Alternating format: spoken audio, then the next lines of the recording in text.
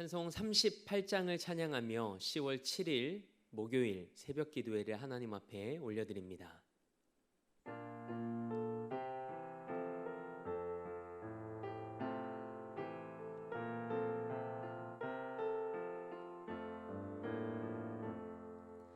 예수 우리 왕이여 이곳에 오셔서 우리가 왕께 드리는 영광을 받아 주소서.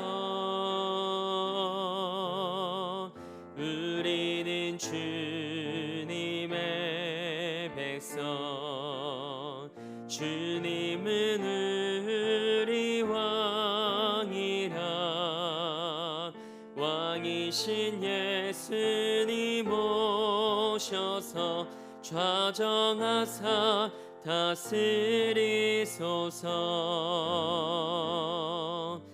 예수 우리 주시여 이곳에 오셔서 우리가 주께 드리는 찬양을 받아 주소서. 우리는 주님의 종들, 주님은 우리 주시라. 주 대신 예수님 오셔서 이 찬양을 받아 주소서. 사도신경으로 우리의 신앙을 고백합니다. 나는 전능하신 아버지 하나님, 천지의 창조주를 믿습니다. 나는 그의 유일하신 아들 우리 주 예수 그리스도를 믿습니다. 그는 성령으로 잉태되어 동정녀 마리아에게서 나으시고 본디오 빌라도에게 고난을 받아 십자가에 못 박혀 죽으시고 장사된 지 사흘 만에 죽은 자 가운데서 다시 살아나셨으며 하늘에 오르시어 전능하신 아버지 하나님 우편에 앉아 계시다가 거기로부터 살아있는 자와 죽은 자를 심판하러 오십니다. 나는 성령을 믿으며 거룩한 공교회와 성도의 교제와 죄를 용서받는 것과 몸의 부활과 영생을 믿습니다. 아멘. 찬송 436장 우리 한 장 더 박수하며 하나님 앞에 찬양으로 영광 올려드립니다.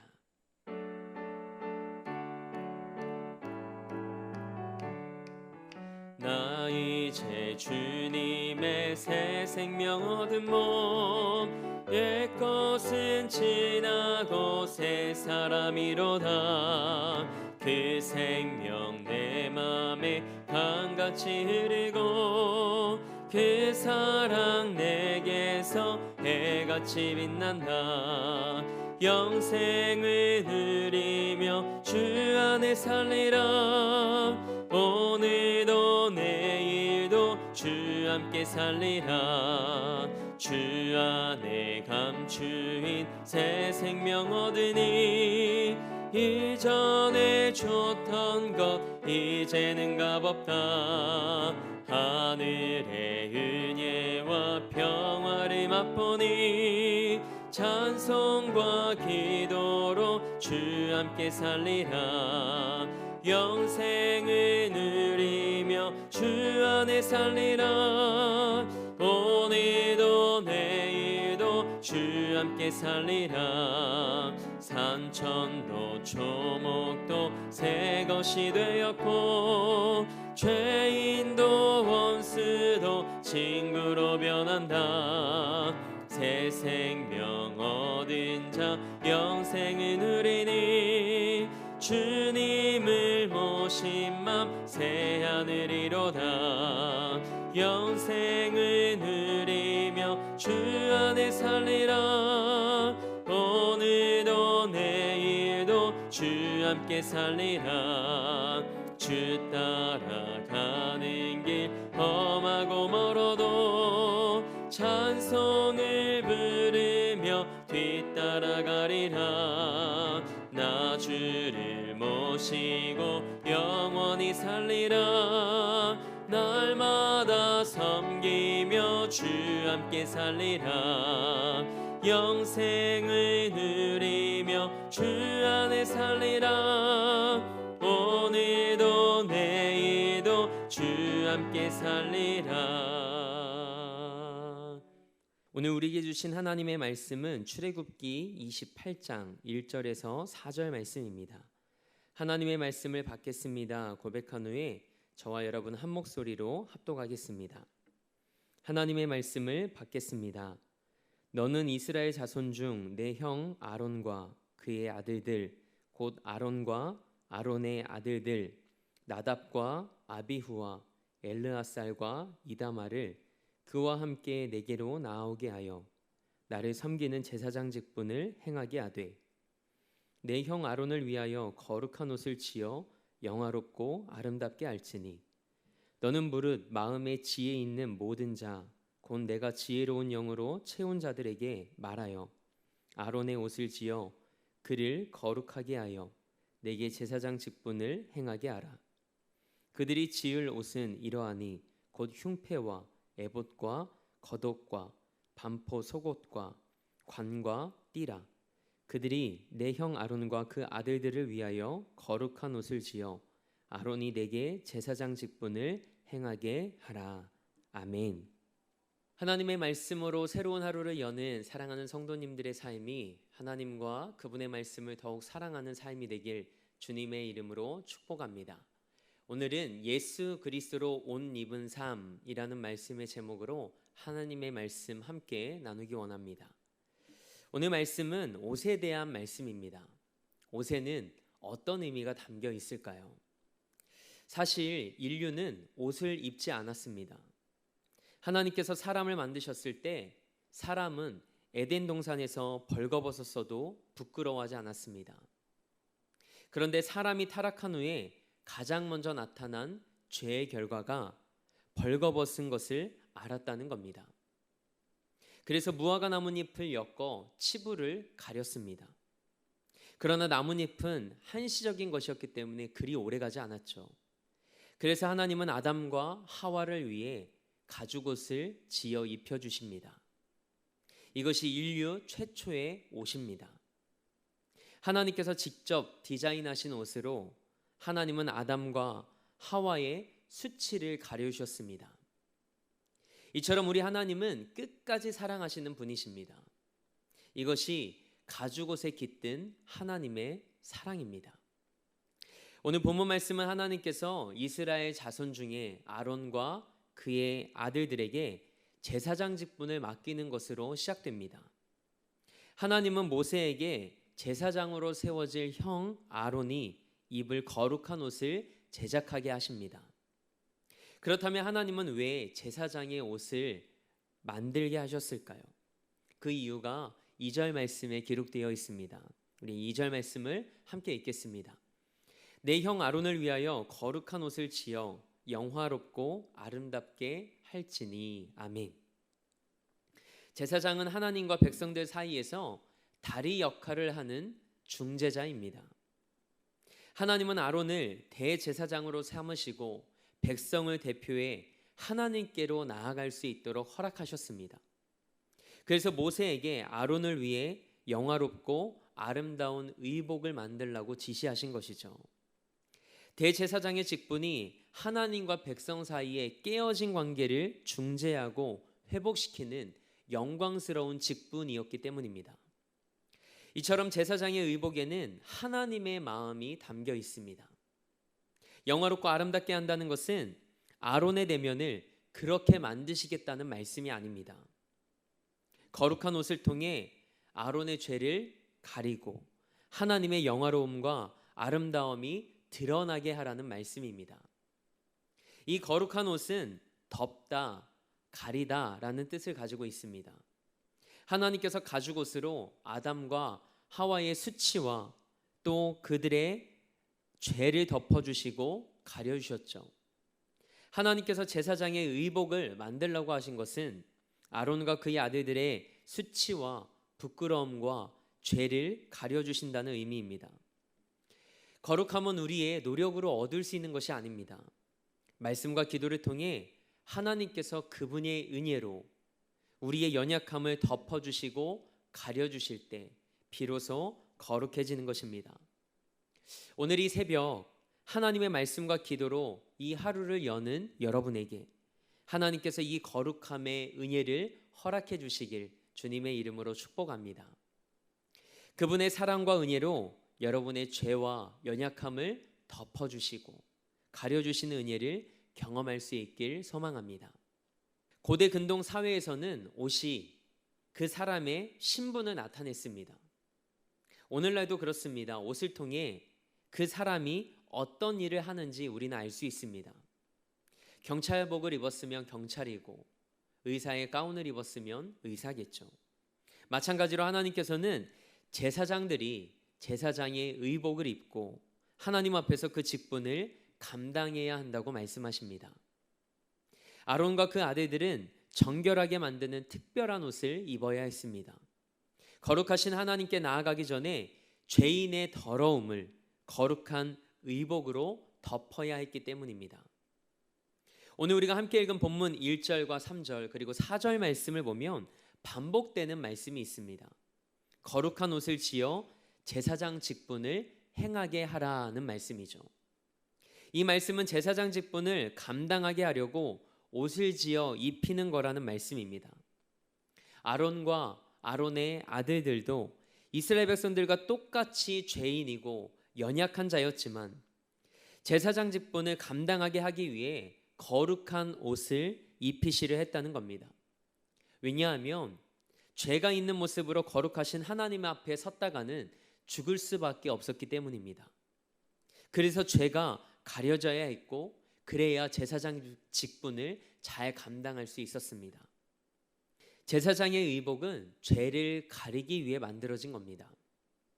더러움을 거룩한 의복으로 덮어야 했습니다. 작금의 시대에 목사님들이 예배를 인도할 때 입는 것이 있습니다. 가운이죠. 목회자들도 하나님 앞에서 죄인이고 연약하고 부족한 자입니다. 하지만 하나님께서 세우셨기에 하나님의 거룩한 일을 감당하게 하시기 위해 성의로 가린 것이죠. 그렇다면 하나님께서 모세를 통해 만들라고 하신 이 제사장의 옷은 무엇일까요? 오늘 본문 4절 말씀에 6가지를 언급하고 있습니다. 가슴에 붙이는 흉패, 또 조끼 같은 에봇, 그리고 파란색 겉옷입니다. 이 파란색 겉옷 옷단 밑에는 방울과 석류가 달려 있어서 지성소 안에서 대제사장이 움직일 때 그 움직임을 알려주는 역할을 합니다. 혹시 이 대제사장에게 죄가 있다면 그가 지성소 안에서 죽임을 당할 때 그를 끌어내리기 위함이죠. 그리고 흰색의 반포 속옷, 머리에 쓰는 관, 그리고 허리띠입니다. 그럼 오늘날 제사장은 누구일까요? 베드로전서 2장 9절 말씀을 보니까 우리가 왕 같은 제사장이라고 기록하고 있습니다. 구약 시대에는 하나님 앞에 나아가 예배드릴 수 있는 사람은 제사장밖에 없었습니다. 그런데 예수 그리스도께서 우리 죄를 위하여 십자가에 못 박혀 죽으심으로 이제는 모든 성도가 하나님 앞에 나와 예배할 수 있게 되었습니다. 그래서 하나님은 우리를 왕 같은 제사장이요 거룩한 백성으로 우리의 삶을 부르셨습니다. 그러면 우리는 어떤 옷을 입고 하나님 앞에서 예배해야 될까요? 우리를 제사장으로 삼으신 하나님은 놀랍게도 우리에게 거룩한 새 옷을 입혀주셨습니다. 먼저 갈라디아서 3장 26절과 27절 말씀입니다. 너희가 다 믿음으로 말미암아 그리스도 예수 안에서 하나님의 아들이 되었으니 누구든지 그리스도와 합하기 위하여 세례를 받은 자는 그리스도로 옷 입었느니라. 아멘. 믿음으로 하나님의 아들이 되어 세례받은 자는 누구로 옷 입었다고요? 예수 그리스도로 옷 입었답니다. 그리고 에베소서 4장 24절 말씀입니다. 하나님을 따라 의와 진리의 거룩함으로 지으심을 받은 새 사람을 입으라. 아멘. 우리는 예수 그리스도로 옷 입은 자이고 심령이 새롭게 되어 새 사람을 입은 자입니다. 제사장의 옷은 하나님께서 지혜의 영을 주셔서 뛰어난 솜씨로 정교하게 만들 수 있는 사람들에게 맡기셨습니다. 그래서 아론과 그 아들들이 제사장직을 행할 수 있도록 거룩하게 할 옷을 짓도록 하셨습니다. 그 옷을 통해 영광과 아름다움이 드러나도록 하셨죠. 이처럼 하나님은 하나님께서 디자인하신 옷을 입히셔서 제사장들을 거룩하게 하셨고 제사장의 직분을 감당하게 하셨습니다. 그렇다면 오늘을 살아가는 우리는 예수 그리스도를 옷 입고 새 사람을 입은 자로 어떻게 살아가야 할까요? 예수님을 닮은 삶과 거룩한 삶으로 우리와 함께 하시는 예수님을 드러내고 생각나게 하는 삶을 살아내야 할 줄 믿습니다. 이것이 제사장의 의복을 통해 우리에게 주시는 하나님의 메시지입니다. 이 새벽 우리가 이렇게 기도하길 원합니다. 하나님, 오늘도 나의 삶이 예수 그리스도로 옷 입길 원합니다. 심령이 새롭게 되어 새 사람을 입고 예수 그리스도와 동행하는 이 하루가 되게 하옵소서. 그렇게 예수님을 드러내고 생각나게 하는 왕 같은 제사장으로서의 삶을 살아내는 여러분과 저의 삶이 되길 주님의 이름으로 축복합니다. 함께 기도하겠습니다. 하나님, 제사장의 옷을 통해 우리가 어떤 존재인지를 다시금 깨닫게 해주시니 감사합니다. 죄인이고 연약한 우리의 삶이지만 예수 그리스도를 믿고 하나님의 자녀가 되어 예수 그리스도로 옷 입은 존재임을 잊지 않게 하옵소서. 심령이 새롭게 되어 새 사람을 입은 하나님의 사람으로 살아가게 하옵소서. 그래서 이제는 우리 삶이 하나님을 부끄럽게 해드리는 삶이 아닌 예수님을 드러내고 생각나게 하는 왕 같은 제사장의 삶을 살아가게 해주시길 원합니다. 그래서 하나님을 영화롭게 해드리고 하나님께 영광 돌리는 삶이 되게 하옵소서. 오늘도 이 나라와 열방을 위해 기도합니다. 하나님께서 이 땅과 열방의 주인이심을 고백합니다. 하나님의 때에 하나님의 방법대로 이 땅을 새롭게 하시고 고쳐주옵소서. 회복과 샬롬의 은혜를 허락하여 주옵소서. 대림교회 형제교회들과 땅끝을 향해 주의 복음을 들고 간 선교사님들, 그리고 한국교회 비전교회들을 위해 기도합니다. 감당할 힘을 주옵소서. 오직 믿음과 사명으로 모든 상황에서 승리케 하옵소서. 창립 50주년을 맞이한 우리 대림교회와 담임 목사님도 기억해 주셔서 우리에게 허락하신 새로운 111의 사명을 품고 기도할 때 하나님께 아름답게 쓰임받는 제단과 목회자 되게 하옵소서. 그리고 사랑하는 성도들의 삶과 가정과 일터를 지켜 주옵소서. 오늘도 삶의 자리를 성전 삼아 미디어 예배로 이 하루를 시작합니다. 오늘 하루도 예수 그리스도로 옷 입고 하나님의 은혜 안에서 넉넉히 승리하는 하루 되게 하옵소서. 그렇게 일하실 하나님을 기대하며 우리 삶의 목적 되시고 이유 되신 우리 주 예수 그리스도의 이름으로 기도합니다. 아멘. 하늘에 계신 우리 아버지, 아버지의 이름을 거룩하게 하시며 아버지의 나라가 오게 하시며 아버지의 뜻이 하늘에서와 같이 땅에서도 이루어지게 하소서. 오늘 우리에게 일용할 양식을 주시고 우리가 우리에게 잘못한 사람을 용서하여 준 것 같이 우리 죄를 용서하여 주시고 우리를 시험에 빠지지 않게 하시고 악에서 구하소서. 나라와 권능과 영광이 영원히 아버지의 것입니다. 아멘.